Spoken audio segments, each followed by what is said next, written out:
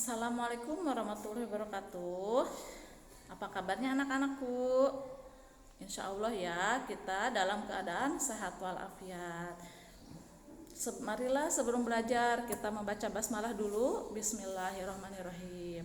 Untuk pembelajaran tematik kali ini kita akan mempelajari pembelajaran 3 ya. Silakan dibuka halaman 68 69-nya. Di sini ada gambar ya. Setiap orang pasti memiliki hak dan kewajiban, baik sebagai anak di rumah, sebagai siswa di sekolah, maupun sebagai warga negara. Hak dan kewajiban tersebut harus dilaksanakan dengan seimbang sehingga tercipta rasa aman dan nyaman. Marilah kita pelajari apa itu hak dan kewajiban ya. Di sini ada hak merupakan kuasa untuk melakukan atau menerima sesuatu yang semestinya dilakukan atau diterima oleh seseorang. Sedangkan kewajiban berasal dari kata wajib, yaitu beban untuk melakukan atau memberikan sesuatu yang memang semestinya dilakukan atau diberikan. Berarti kewajiban itu berarti sesuatu yang harus kita laksanakan. Sedangkan hak yaitu segala sesuatu yang dapat kita terima setelah melakukan suatu kewajiban ya. Misalnya kita naik angkot. Nah, berarti hak kita terhadap bapak sopir angkot itu apa?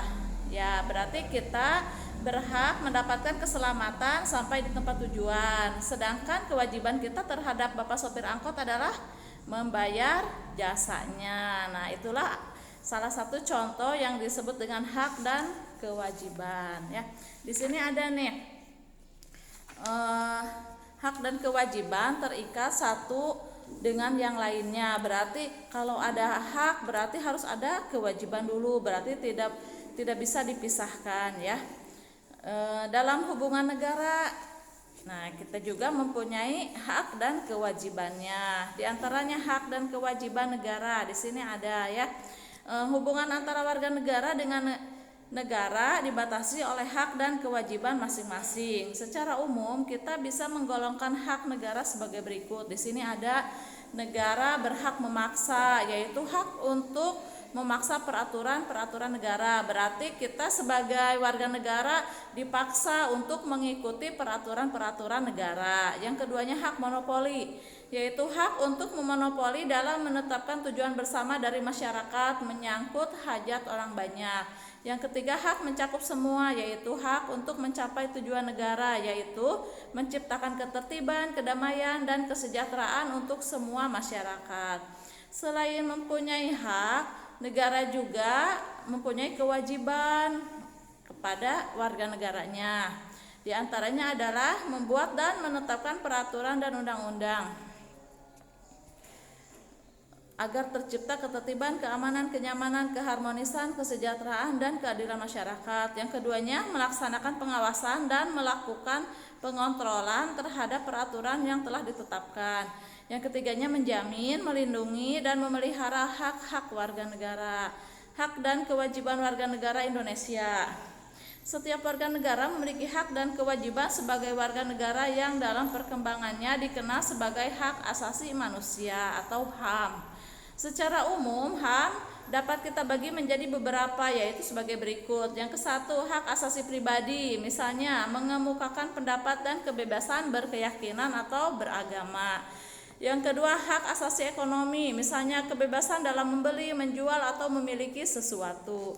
Yang ketiga, hak asasi sosial dan kebudayaan, misalnya hak untuk mendapatkan pendidikan yang layak serta pengembangan kebudayaan. Yang keempat, hak politik dan sipil, misalnya kebebasan dalam memilih dalam pemilihan umum serta kebebasan berpolitik. Yang kelima, hak asasi untuk mendapatkan perlakuan yang sama di dalam hukum dan pemerintahan, misalnya mendapatkan perlindungan hukum yang sama antara warga negara yang satu dengan warga negara yang lain.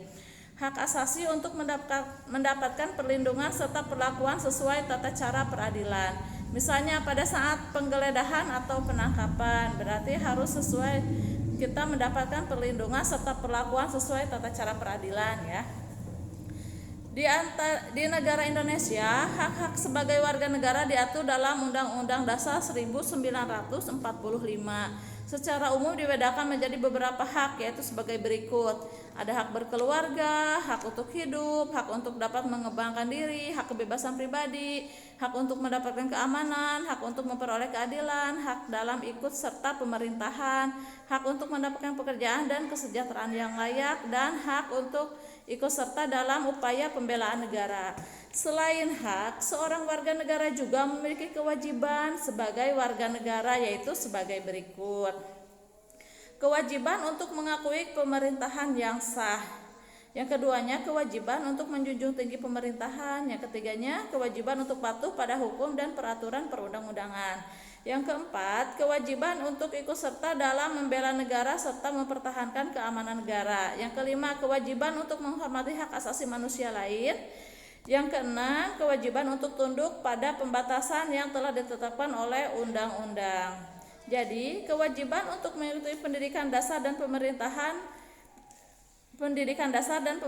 wajib membiayainya. Nah, sekarang kita beralih ke halaman 72. Di sini ada Bapongka, tradisi penangkapan ikan laut suku Bajo yang menghargai alam. Silahkan dibaca ya. Yang penting-pentingnya silahkan kalian garis bawahi.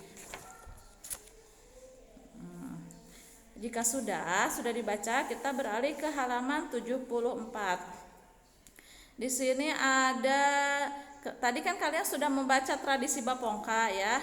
Tradisi Bapongka merupakan contoh pembangunan sosial di Indonesia. Apakah yang dimaksud dengan pembangunan sosial? Pembangunan sosial merupakan perubahan yang terjadi di masyarakat untuk meningkatkan taraf hidup.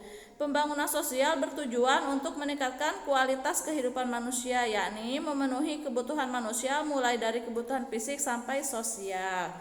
Dalam pembangunan sosial terdapat upaya perubahan menuju keadaan yang lebih baik. Berikut ini ciri-ciri terjadinya pembangunan sosial. Dari tertinggal menjadi maju, dari tradisional menjadi modern, dari bodoh menjadi pintar, dari miskin menjadi kaya, dari sakit menjadi sehat. Nah, itulah ciri-ciri terjadinya pembangunan sosial. Baiklah, mungkin pembelajaran tematik kali ini sampai di sini dulu. Kita akhiri dengan membaca hamdalah. Alhamdulillahirabbil alamin. Mohon maaf apabila ada kesalahan dan kekurangan. Terima kasih. Wassalamualaikum warahmatullahi wabarakatuh.